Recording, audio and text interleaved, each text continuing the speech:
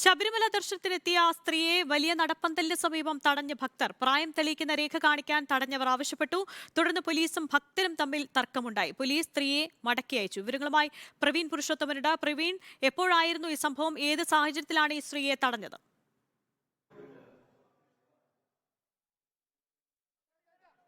തിരുവാഭരണ ഘോഷയാത്ര സന്നിധാനത്തേക്ക് എത്തുന്നതിന് അല്പസമയം മുമ്പാണ് 8 പേരടങ്ങിയ സംഘം വലിയ നടപ്പന്തലിലേക്ക് എത്തിയത്. ഇതിൽ 6 പേർ സ്ത്രീകളായിരുന്നു. ഇതിൽ ഒരു സ്ത്രീയെയാണ് ഭക്തർ തടഞ്ഞത്. പ്രധാനമായും ഇവർ യുവതിയാണെന്നുള്ളൊരു ആരോപണമാണ് ഭക്തർ ഉന്നയിച്ചത്. തുടർന്ന് ഈ സ്ത്രീയെ ഭക്തർ തടഞ്ഞു വെച്ചു. വിവരമറിഞ്ഞ് പോലീസ് ഉദ്യോഗസ്ഥർ സ്ഥലത്തേക്ക് എത്തി. അതിനുശേഷം പോലീസ് ഉദ്യോഗസ്ഥരുമായും ഈ ഭക്തർ വാക്കുതർക്കം ഉണ്ടായി. പ്രധാനമായും ഈ ഭക്തർ ആവശ്യപ്പെട്ടത് ഇവരുടെ തിരിച്ചറിയൽ രേഖ പരിശോധിക്കണം എന്നായിരുന്നു. ഇതിന്റെ അടിസ്ഥാനത്തിൽ പോലീസ് ഉദ്യോഗസ്ഥർ ഈ സ്ത്രീയുടെ തിരിച്ചറിയൽ രേഖ പരിശോധിച്ചു.